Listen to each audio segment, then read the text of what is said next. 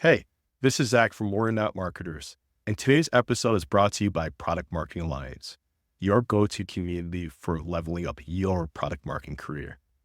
PMA's Product Marketing Summits offer an incredible chance to connect with fellow PMMs, hear from industry leaders at companies like Google, Uber, and TikTok, and take your career to the next level. Want to see when a summit is coming to a city near you? Head on over to world.productmarketingalliance.com and don't forget to use the code NOTMARKETERS15.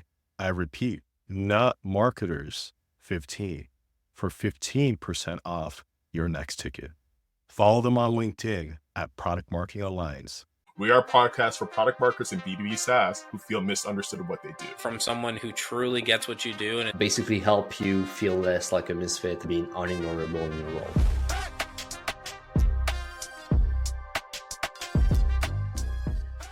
Hey everyone, this is another episode of We're Not Marketers. Zach, the sales water boy. Yes. Boy, sales water boy. You got a promotion though. Sales water team. Waterman. I don't know. Water. So they grow up so fast. And then you hear that person in the background, guys. We're going to change up the order real quick because for the first time ever, we got a guest co-host here. We got Michele on the line. Michele, give us a quick intro for the audience to get to know you. Yeah, sure. So I am the director of product marketing at a tech startup called MetaRouter, and I like to have a little bit of fun with product marketing. I've been in product marketing for almost a decade at a lot of different companies and explained it in a lot of different ways. My mom still doesn't know what I do, but this kind of podcast really helps debunk some of those theories of what we are and what we're not. So happy to be here. We're glad to know that your mom listens to our podcast to better understand product marketing. If she hadn't even understood how to listen to podcasts, that would be a miracle. But I love her dearly. I want to know which voice she likes the most out of us three. That's the one question I have. Oh, who's more meant for radio versus television? That's the question. That's a good question. We're voting in the polls, right? There's going to be a quiz after this, right? Survey. There's going to be some feelings hurt for these results. So I don't know if we want to see these results. I'm not betting on myself. Wait, y'all, but Gab, Eric, y'all got to intro yourself because this is like one of the see what you did? You threw us off order and we totally forgot we were even people here. So yeah, people are going to forget who you are. Right, I'll start it back up. If you don't know, I'm Eric Holland, Franken manager. And I'll toss it to you, Gab, to finish it up. Gabujo, sales deck associate. I just do sales deck until I die. And I feel like I'm dying a lot these days. Aren't we all? Hey, before we pivot real quick, the topic of today we're going to talk more about is PMM horror stories, just in time for the Halloween season. We're going to tell some more details, but guys, there's one thing we forgot. What is Michele's job title here? Ooh. Oh man. She is a co-host. What's the thing? What's the thing you hate most about product marketing, Michele? One thing. Pricing? All right. Since it's the Halloween season. Or is that even product marketing? The pricing ghoul. Instead of girl. If we can do that. Not to be gender specific here, but ghouls. Pricing ghoul. I like it. All right. Formally, we have our second it. Frankenmarket, or fourth skeleton for the day.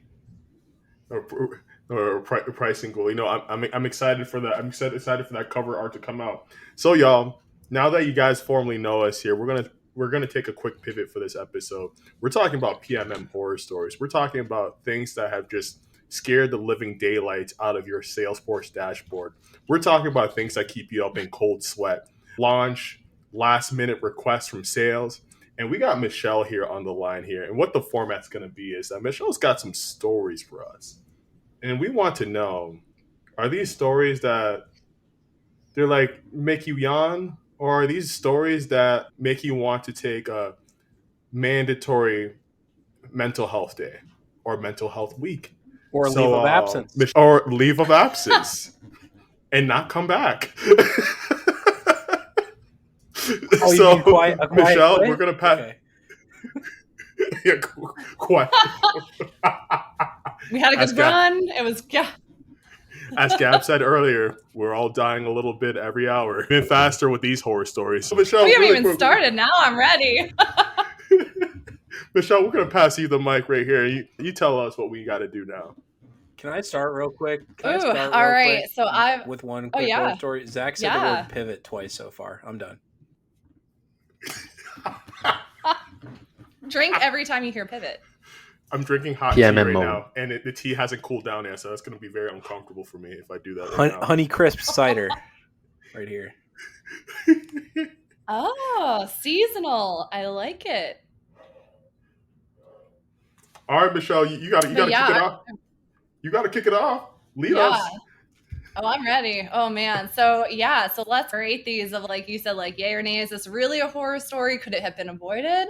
What can we do to make sure like we don't fall into the same traps? I think it's nice to have these horror stories because you learn from what others do wrong. And in some cases, I'm glad this wasn't me, but we all have our own horror stories. So really quick before you start, are we outing individuals and companies? Or are we anonymizing them? So not saying companies, but I will share names just to share their stories because I think it's, if anyone has questions, ideas, wants to be like, oh my God, are you okay? Then it's nice to have that community built around it. Okay, So I like that. We're here for support. Okay, emotional support. I like that. I like that. Yeah, so the first one we have is coming from Allison Rona. She is a product marketing director based in the San Francisco Bay Area. And for her, she tried to launch a free trial last year, a big launch. Free trials, I have my own thoughts, but a lot goes into it. And a couple months in, they realized people weren't converting to paid. So from free trial to paid, it wasn't happening. They actually knew they had to make product changes to actually get people to convert. Hey, product team, we need to make these product changes to actually allow people to convert within the product. And of course, the product team's like, no bandwidth, no time, no thanks. And so marketing didn't hit their goals. And it was just like a back and forth of how are we going to fix this? What's happening in the tool is that there was no way to purchase like in the product to move from the free trial to the paid version. And there was no alignment for, okay, how are we going to meet these goals together? So basically, I like to say the free trial continued along like a zombie. It was alive. They didn't shut it down, but nothing really happened to it. So it just zombied along. And Allison was like, I just always wonder what this could have been. So free trial gone wrong because there wasn't alignment and really no clear like step in the process to actually get people to convert from a product perspective. So I don't know. What do you think? I would like to go first with this because I experienced something similar in the desktop as a service industry. It was you're trying to increase stickiness, you're trying to make people convert, and sometimes you're seeing churn, especially after trial, is just super high. Yeah. I think in that case, when you're PMM, you talk to product, put blames on marketing, put blames on product. This is 100% another story because, again, you're just fighting against two departments. But I also think it kind of like a double-edged sword that can be beneficial to you because if you're doing a free trial and you're seeing that people are not seeing value, this is foundational. If this isn't fixed, everything else, like all of your campaigns won't work. So then it's just up to management, up to the influence of the PMM to do something about it and to make sure we have the sign, we have data, this doesn't work. So I'm mixed. I would not put it into necessarily an error story, but I still think it can be a lever up to a point if the organization is ready to change. This man sounds like a CEO. Can I? I'm gonna put myself in Allison's shoes. I'd be scared as shit if I was put in this situation. Eric, go ahead. I want to hear that. You're scared as shit. Let's go. Keep cooking. I'm like, well, first, I'm like, what up, Allison? Look, this is a disjointed freemium launch, and like what Michele said earlier, it's stalking the virtual workspace. Everybody's pointing fingers. No one wants to take accountability for this. You got to show up to work every single day, and people are asking you, how's the freemium launch going? And you're like, it's going. And the hardest part as a product marketer is then you want to point to numbers to say, hey, look at showing your work. But then there's really not much to show because, Michele, as you said earlier, there was no collaboration. It sounds like there wasn't really a lot of buy-in or like effort from the teams to make this successful. And more often than not, who's going to get blamed for it? The product marketer. This is why I'd be scared of shit, because I just have to fall on the sword. Gab said earlier, that's a quick death. All right, I have a question I gotta ask. Was this like, were they banking their whole go-to-market on this, or was this like, hey, let's test the waters and see if this is a viable motion for us?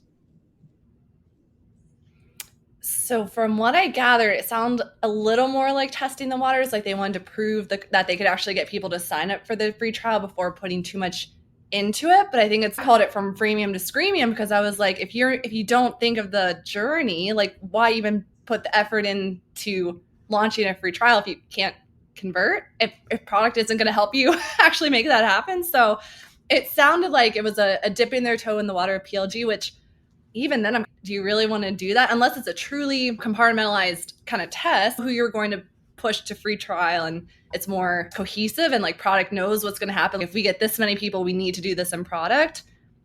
But to put that much effort into a free trial and then, nope, we're not going to do this and still have it, but not do anything with it, it's almost worse. Like at that point, just kill it.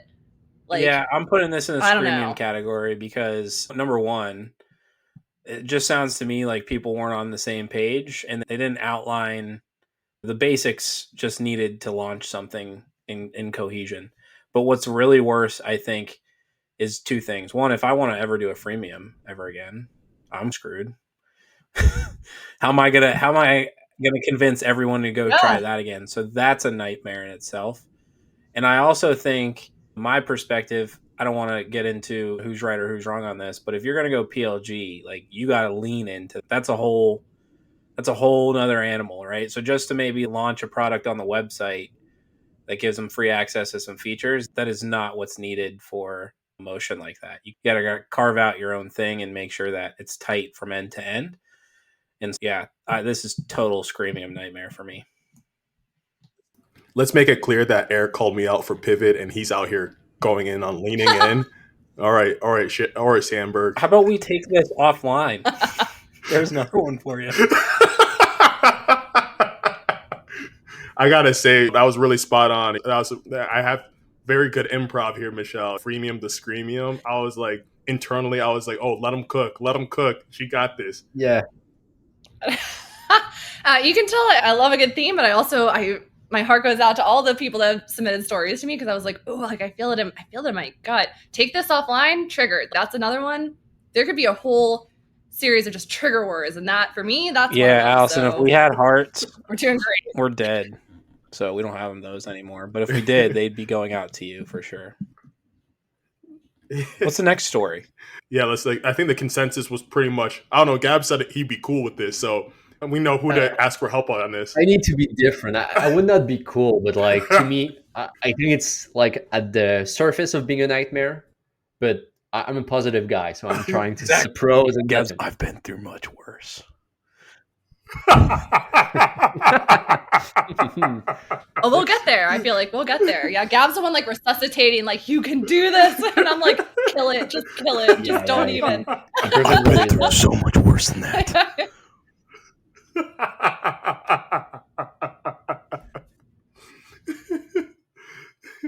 All right. I love it. I like the commitment. I love it. Michele, tell us what's the next one. All right, this one comes from Jonathan Pipek. I never say his last name right, so sorry, Jonathan. He's a fractional PMM, which appreciate, also badass, and owns his own consulting business, Blue Manta Consulting. And this is like same thing but different. This story is about enforcing a usage limit. I've been through this myself. It's a nightmare. So the limit has always like been stated in the contracts, but people go over it and there's no good way to track those overages and actually say, okay, now you need to start paying. So it's one of those things where it's just been an unwritten thing. If you go over, no big deal. So the business at the C-suite level wanted to start enforcing those limits and charging people for overages. So he spent 3 months figuring out, how are we going to tell customers? How are we going to start actually enforcing this when overages occur, things like that. So after 3 months of like blood, sweat, and tears, the executive suite was like, nah, too risky to enforce it. We're not going to do it. Totally dropped it. And all that, even cross-functional work, just went down the drain. So it was like, thanks, but no thanks. That's a fun one. So 3 months of work on something like very complex to get told, fuck it. Wow. Mm-hmm. Nightmare for me.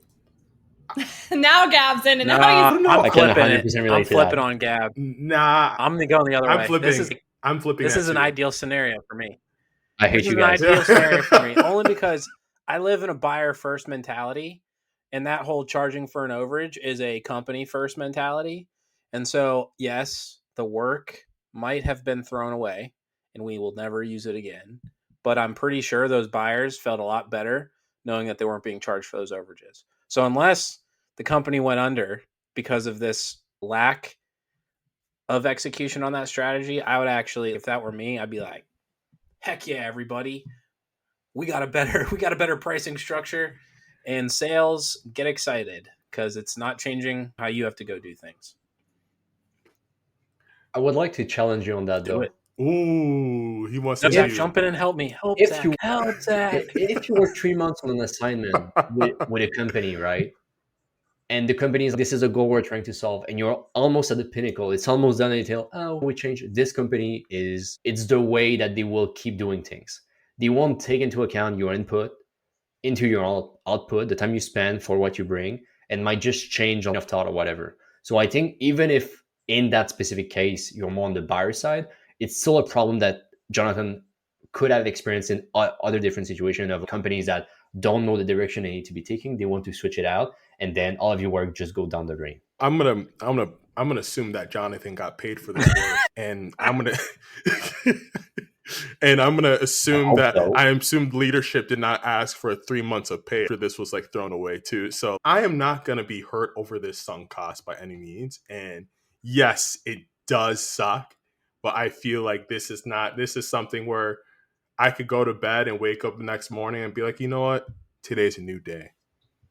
Yeah, and I would also just say, too... Okay, I'll keep challenging you. Yeah, to your point, if the story was, we were going to launch this product, we did all this work, we built the product, did all the assets, and we're ready to launch, and the CEO was like, nah, can this, throw it in the trash, we're not doing it, I would have flipped. But again, because it seems to me like it would have benefited the customer, at the end of the day, I would have been probably pretty happy about it.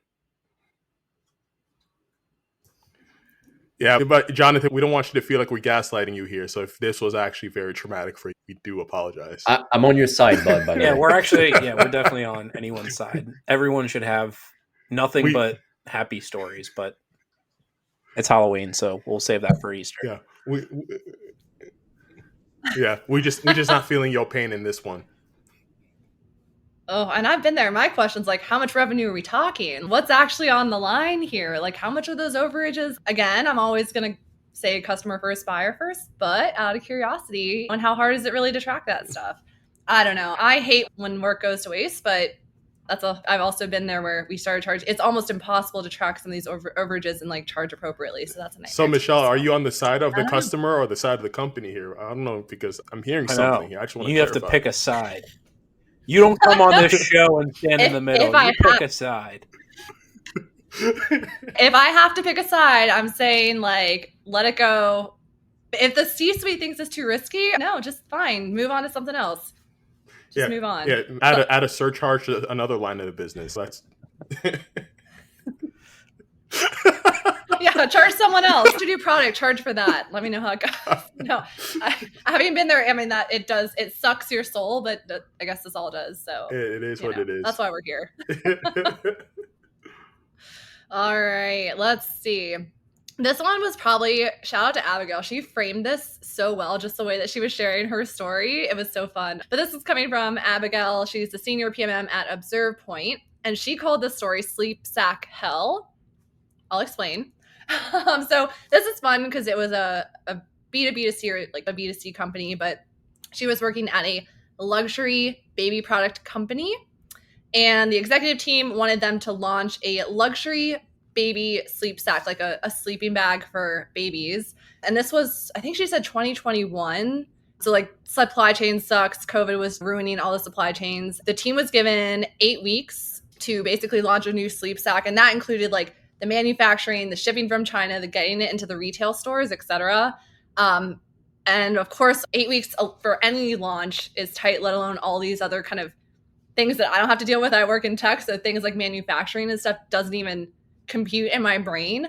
But as you can imagine, they got these sleep sacks back, and she's like, the material, because they'd never seen it, is a luxury baby product. The material, she said, was like Michael's t-shirts, like the craft store, like the t-shirts. That was one thing. The color was white, which I'm not a parent. I can imagine that's not ideal for something your baby is going to be sleeping in. So white t-shirt material, the logo is wrong. And I think the worst part of this story is the size of the packaging was wrong. It wouldn't fit in like a retailer shelf. So all the retailers canceled their orders and they ended up having to give these products away for free on a social media giveaway type thing because no one wanted them. They couldn't give it to retailers. It was like a total nightmare. So that's the story of sleep sack hell from Abigail. We need to send her. We need to send her a year supply of therapy somewhere. That sounds so bad. I don't know. Yeah. That sounds okay. Like you've never worked free in luxury items manufacturing before. But look, I'm on the side of the customer here, y'all. If I'm getting free luxury items, come on, like when I could go to Michael's and get a T-shirt. They're not luxury. That's the thing. That's the thing. They're not luxury. They're getting free Walmart style, Walmart quality. Okay, but I love babies, but babies don't know the difference between luxury and like bargain. You close the baby's eyes, they're gonna be like, they're not gonna even remember they're even in the sleep sack. So it's fine. Have you felt a bamboo onesie? I'm just saying. Yeah. I don't know. I have felt not one, a baby, but I have never worn a bamboo onesie because I'm not the target audience for a bamboo onesie. Can you believe you go put Enzo in a crappy little Michael's sleeping sack? Man, it's like you didn't spend a whole week with them. The baby don't know, but the parent. You don't want to get the cashmere bamboo fleece blend. But no, so realistically, like I was in manufacturing and you nailed it. There's a whole, when we say packaging and software, that's light work compared to what real packaging really is. And oh my gosh, what she went through is a fireable offense. Maybe not her, but somebody else, if not her. That to me, I would be like weeks of anxiety is from the moment I found out that issue happened till it finally went away. It would probably take weeks. Was it, you say Abigail? Yeah, Abigail. Yeah, Abigail. Hearts out to you. I wish I could have bought in all those clothes for you. I don't know, guys. I think Abigail should have been scrappy and pushed a software update. When in doubt, push an update. Push an update. Exactly. Just say that it was a beta. It was our beta product. My question to her was why. So it came from the executive team. So why 8 weeks, and why did that have to happen? Were they under revenue? Did a competitor launch something that they were trying to, like a luxury sleeping bag for a baby? Like what? Like why was that such an important mandate? Because Eric, you probably know more than anyone. I can't even imagine the coordination that goes into that to physically getting something like that into a retailer's hands. And so she was saying the whole team everyone in the company felt like trash. That's a lot of only 2 months versus 3 months. I don't know, but that's a lot of work. And I wouldn't be able to sleep at night personally and be like, oh, like as the product marketer, you take a lot of that on yourself. Oh, this failed because I didn't do X, Y, and Z. When in reality, it's how could you? To me, that was the curse of stakeholder misalignment, or I don't know. It happens all the time, right? C-suite's all like, this is a good idea. Go do it. And you're like, no. But am I going to get fired if I don't? And then you figure it out. I don't know. Yeah. I feel like the root cause is it's having the lack of alignment and having to launch something in 8 weeks. And again, like software packaging is super different than in that case. So yeah, I would 100% put that into the nightmare situation. But it's remind me of a fun story that happened. So I was in college. I was like organizing a business competition, and we 120 or so people. We're working with a company in China to all get branded gears. And basically in those competitions, like the gear is everything. Like, oh, who has the coolest gear and who has the most impact. So we're working with a company in China. We got them a week before the competition. It's too small. It's very poor quality. It doesn't work. So then our counterpart, because we're too like college campus, we're able to strike a deal with a local company that was like just doing clothing to get us like very high-end gear and just putting like a temporary like logo or whatever of the university. But man, we were not in a similar situation, but like, shit, we have something coming up in a week with 120 people. We need to distribute that cloth, and right now it just doesn't work at all. I just got to say, I really loved your transition from this is a nightmare, but this reminds me of a really great story. Like, this is like me coming to you and say, yo, I'm a positive guy. It's like me coming up to you and say, yo, I just got a parking ticket. It sucks, dude. I got to pay $40. And you're like, I got tickets to Coldplay. The outcome is vastly different, but you know. And I'm like, thanks, Gab.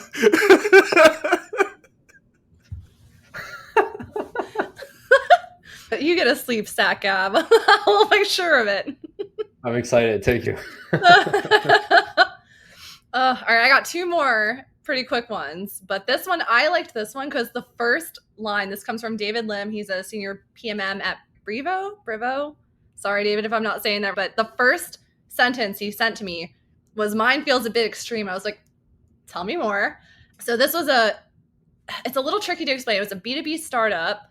It was an app that so when you're a person renting an apartment, you have to go through the process of getting approved and stuff. You $30 to get approved to be in that apartment. So the real estate agent's an app, but the people renting out the apartment had to pay to get this system done, whatever. Basically, what happened was free at the time for real estate agents to use this software.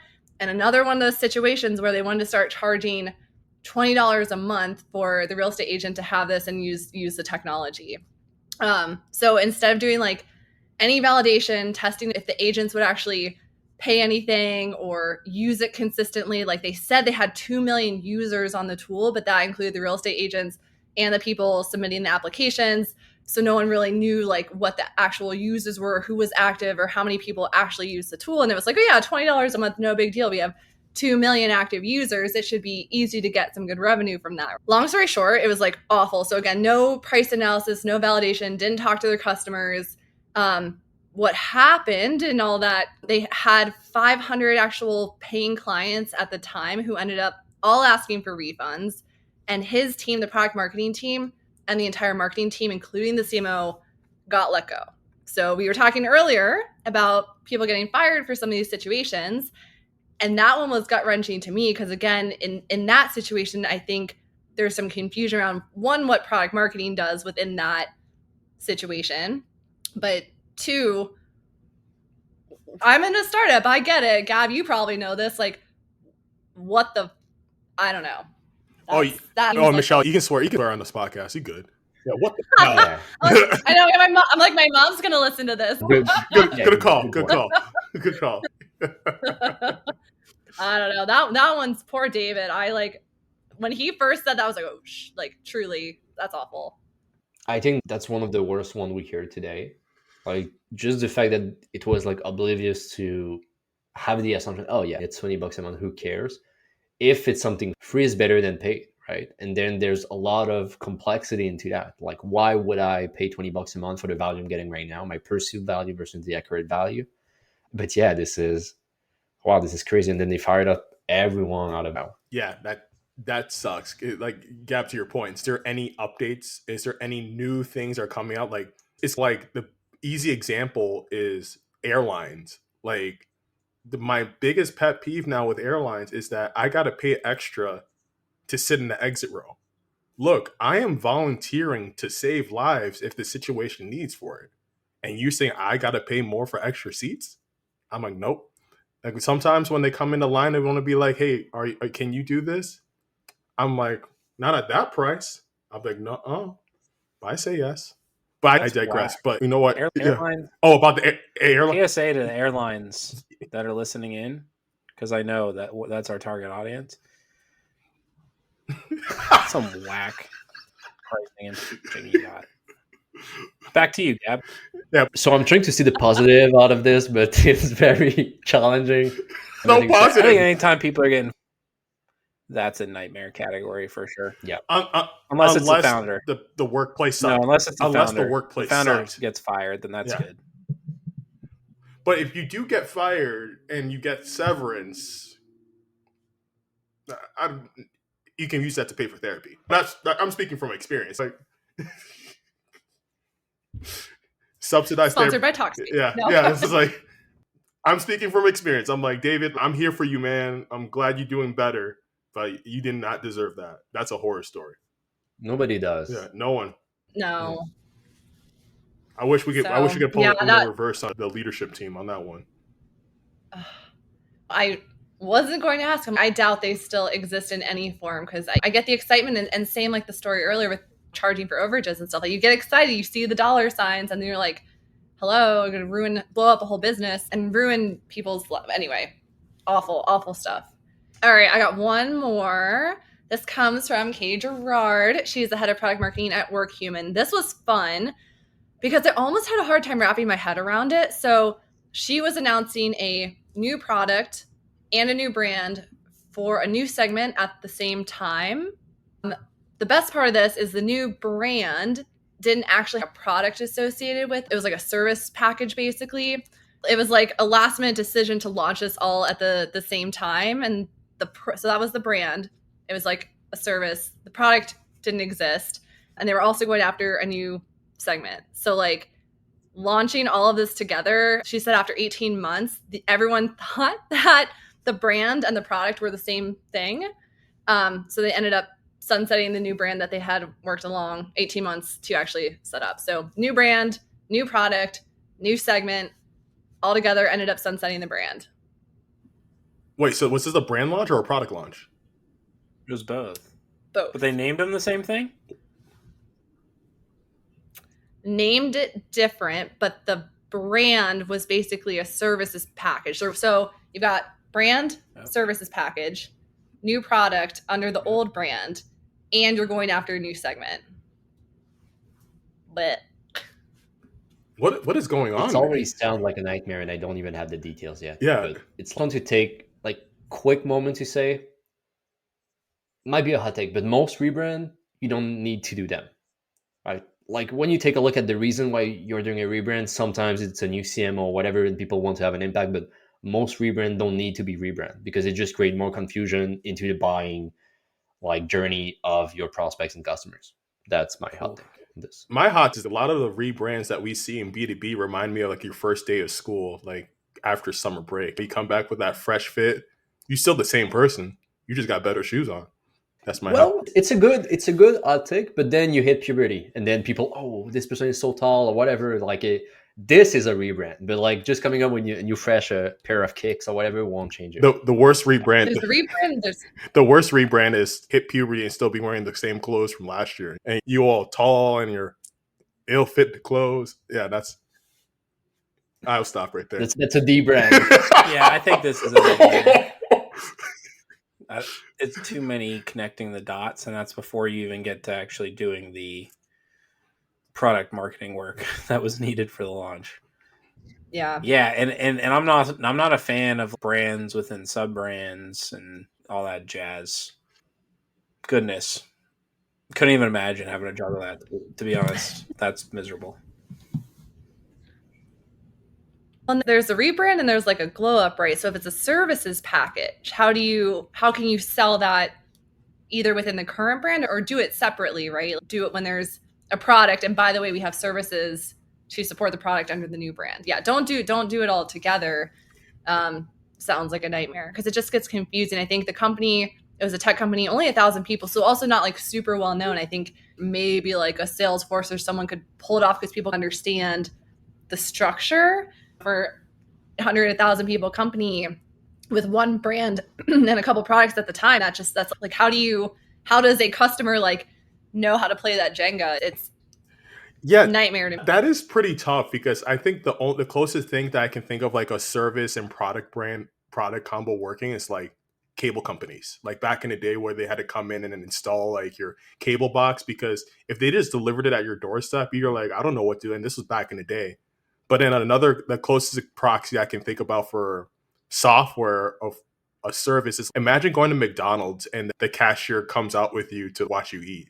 And then you're like, this is our service business. I can poke a hole in this one, but it's too easy.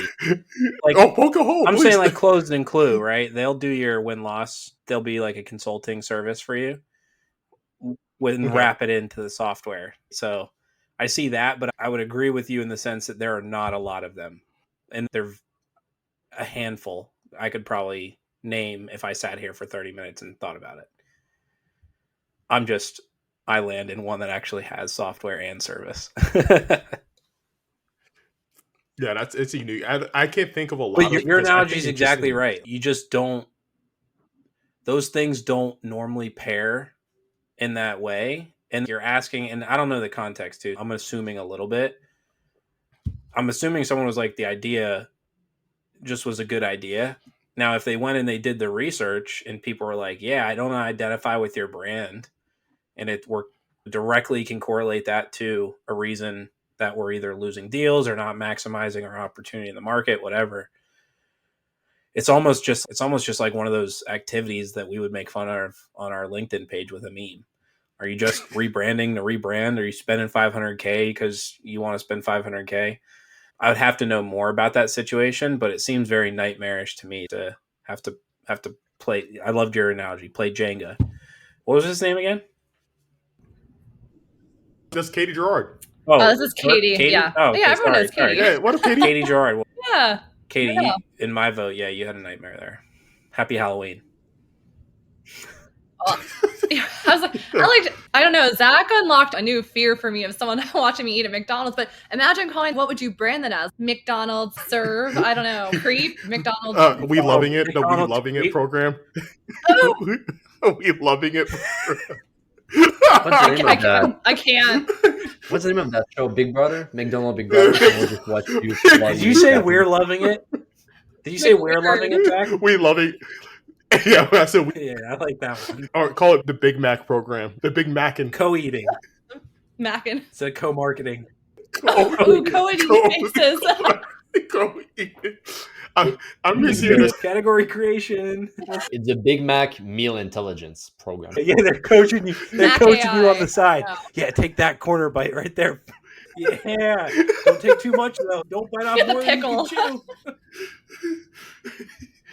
Have you ever dipped? There's the slogan. Have you ever put your French fry in the burger? Try it. It's really great. Wow, what a fun episode. My cheeks hurt actually a little bit. This has probably been the most silly. I hope our listeners aren't like, skip, there's no value in this, just a bunch of knuckleheads joking around. But this was really good. I'm so happy we got to listen to some other people's stories.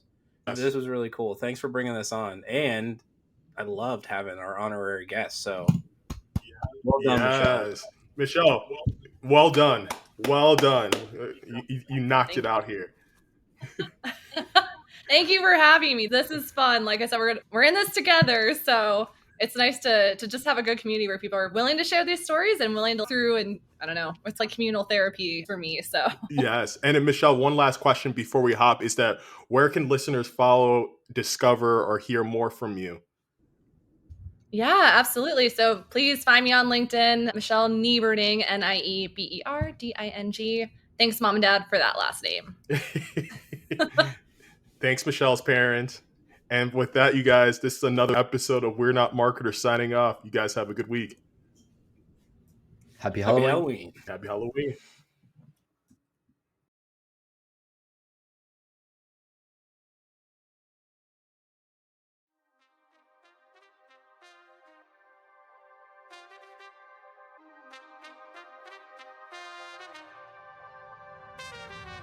Thank you for listening to We're Not Marketers.